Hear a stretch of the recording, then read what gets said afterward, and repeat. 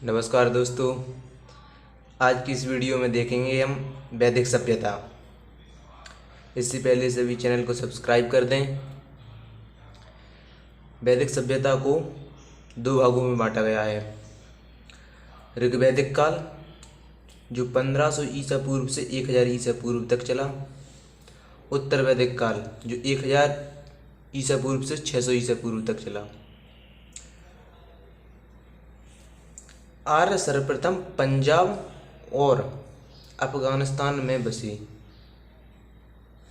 Max Muller ने आर्यों का मूल स्थान मध्य एशिया बताया, यानी कि आर्य मध्य एशिया से आए, जो कि वर्तमान में कजाकिस्तान, उज्बेकिस्तान ये देश आते हैं।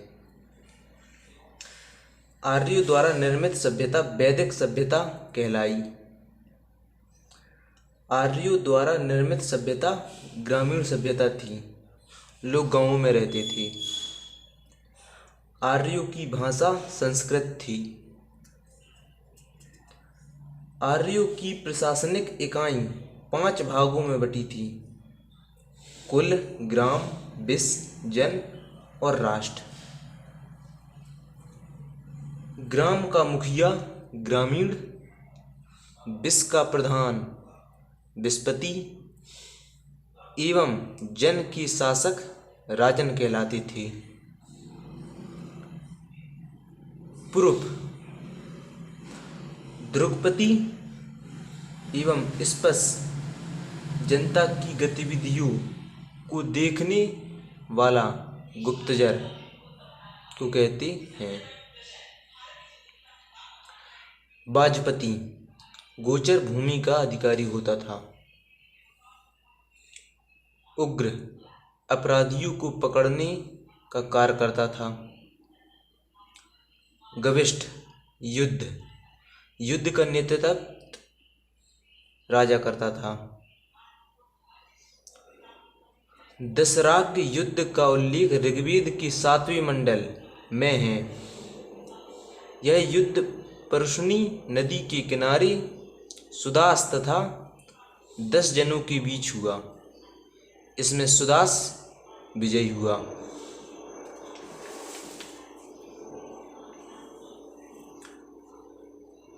आर्यों के मनोरंजन के साधन संगीत, रथदौड़, घुड़दौड़ एवं धुतकीर्णा थी। गाय को अघन्य कहा जाता था, ना मारने वाला जानवर, अघन्य का अर्थ है। आर्यों का प्रिय पशु घोड़ा तथा प्रिय देवता इंद्र थे। आर्यों ने लोहा की खोज की, जिसे श्याम अयस तथा तांबा को लोहित अयस कहते थे। व्यापार के लिए दूर दूर जाने वाले व्यक्ति को पणी कहते थे, और व्यापार वस्तु विनिमय द्वारा होता था। जैसे एक वस्तु तुमने हमें दे दी, हमने तुम्हें दे दी। ऋग्वेद की सबसे महत्वपूर्ण नदी सरस्वती थी। ऋग्वेद में गंगा नदी का उल्लेख एक बार तथा यमुना नदी का उल्लेख 3 बार हुआ। सिंधु नदी का उल्लेख सर्वाधिक बार हुआ। उत्तर वैदिक काल 1000 ईसा पूर्व से 600 ईसा पूर्व, जैसा मैंने पहले बताया था, में राजा के राज्याभिषेक के समय राजसूय यज्ञ किया जाता था। उत्तर वैदिक काल में हल को सिरा तथा हल रेखा को सीता कहा जाता था। उत्तर वैदिक काल में निष्क और शतमान मुद्रा का प्रचलन था। हमारे देश का राष्ट्रीय वाक्य सत्यमेव जयते मुंडकोपनिषद से लिया गया है। उत्तर वैदिक काल में कौशाम्बी नगर में पक्की ईंटों का प्रयोग किया गया।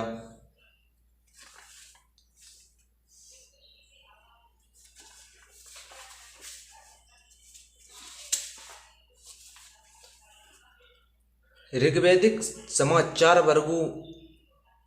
चार वर्णों में बटा था। ये वर्ण थे ब्राह्मण, क्षत्रिय, वैश्य और शूद्र। आर्यों का समाज पितृ प्रधान था। समाज की सबसे छोटी इकाई परिवार या कुल थी, जिसका मुखिया पिता होता था, जिसे कुलप कहते थे। कुल से कुलप। स्त्रियां इस काल में अपने पति के साथ यज्ञ कार्यों में भाग लेती थीं। बाल विवाह तथा पर्दा प्रथा का प्रचलन नहीं था।